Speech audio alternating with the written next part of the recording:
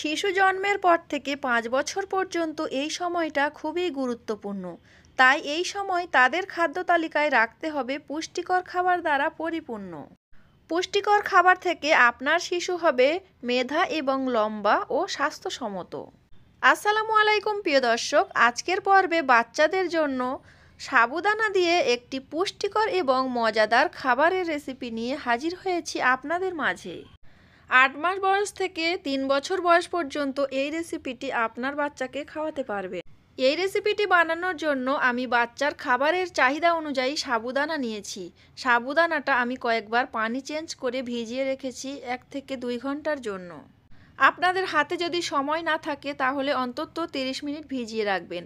এখানে দেখে বুঝতে পারছেন সাবুদানাটা ফুলে ডাবল হয়ে গিয়েছে। সাবুদানাটা যত বেশি ভিজিয়ে রাখবেন, সাবুদানাটা রান্না করার সময় খুবই অল্প টাইম লাগবে। সাবুদানা বাচ্চাদের জন্য ওয়েট গেইন এবং ব্রেন ডেভেলপমেন্টে সাহায্য করে। সাবুদানাটা রান্না করার জন্য আমি এখানে নিয়েছি কিশমিশ, কাঠবাদাম এবং কাজু বাদাম। এগুলো আমি ধুয়ে কিছু সময় ভিজিয়ে রাখবো। কিশমিশে প্রচুর পরিমাণে পটাশিয়াম রয়েছে। কিশমিশে প্রচুর পরিমাণে পটাশিয়াম থাকায় এটি আমাদের রক্তচাপ নিয়ন্ত্রণ রাখে। কিশমিশ দেখতে ছোট হলেও এতে বিভিন্ন ধরনের ফাইবার এবং বিভিন্ন ধরনের ভিটামিন মিনারেলস রয়েছে। আমি সাবুদানার সঙ্গে আরও একটি উপকরণ দিয়ে এই রেসিপিটি বানাবো। তো অল্প কিছুটা সিমাই নিয়েছি, সিমাইটা আমি এখন ভেজে নিচ্ছি অল্প একটু ঘি দিয়ে। ঘি বাচ্চাদের ব্রেন ডেভেলপমেন্টে এবং মাথার চুল গজাতে সাহায্য করে। সেমাইটাকে আমি একটু ভেজে নিয়েছি। এখন আমি এর মধ্যে একটা এলাচ দিয়েছি আর গরুর দুধ দিয়ে দিয়েছি। আপনার বাচ্চার বয়স যদি ১ বছরের নিচে হয় তাহলে এখানে বিশুদ্ধ পানি দিয়ে রান্নাটা করে নেবেন, কারণ ডাক্তাররা বলে ১ বছরের নিচে বাচ্চাদের খাবারে গরুর দুধ অ্যাড করবেন না। দুধটা আমি আগে থেকে জাল করে নিয়েছিলাম। এখন আমি ভিজিয়ে রাখা সাবুদানাটা দিয়ে কিছু সময় রান্না করে নিয়েছি। এই খাবারটি যেমন পুষ্টিকর তেমন মজাদার। এখন আমি ধুয়ে ভিজিয়ে রাখা কিশমিশটা এর মধ্যে দিয়ে দেব। আপনার বাচ্চার বয়স যদি ১ বছরের নিচে হয় তাহলে কিশমিশটা একটু ছোট করে কেটে দেবেন। আমার বাচ্চার যেহেতু দাঁত উঠে গিয়েছে তাই কিশমিশটা আমি এখানে গোটা রেখেছি।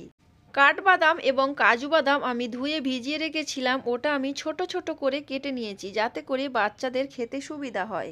কাঠবাদাম হাড়ের স্বাস্থ্যের উন্নতি করে এবং মস্তিষ্কের ক্ষমতা বাড়ায়। কাঠবাদাম পুষ্টির ঘাটতি দূর করে এবং ব্লাড প্রেশার নিয়ন্ত্রণ রাখে। রোগ প্রতিরোধ ক্ষমতা দূর করে এবং কোষ্ঠকাঠিন্য কমিয়ে দেয়। হজম শক্তি উন্নতি করে এবং ওজন নিয়ন্ত্রণ রাখে। কুচিয়ে রাখা বাদামগুলো সাবুদানার সাথে দিয়ে আমি খুব ভালোভাবে সাবুদানাটা রান্না করে নেব। কাঠবাদামে বিভিন্ন উপকারিতা থাকায় পুষ্টিবিদরা বলে থাকেন প্রতিদিন সকালে ৩ থেকে ৪টা কাঠবাদাম খাবেন। এই খাবারটি রান্না করার সময় আমি কোনো লবণ, চিনি এবং মিশ্রি অ্যাড করিনি।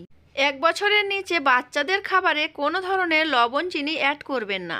১ বছরের আগে বাচ্চাদের খাবারে আপনি যদি লবণ, চিনি অ্যাড করেন তাহলে বাচ্চাদের কিডনির সমস্যা হতে পারে।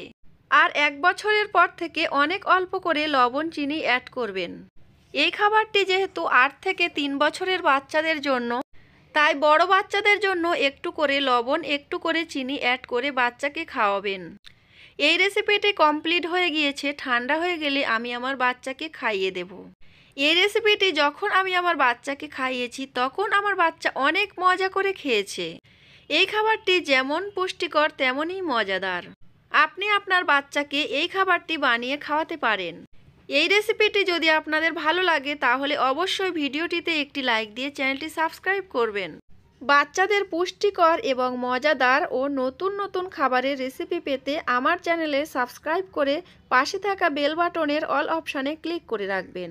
ছোট্ট সোনামণিদের সুস্বাস্থ্য কামনা করে এবং পরবর্তী ভিডিও দেখার আমন্ত্রণ জানিয়ে আজকের ভিডিওটা এখানে শেষ করলাম।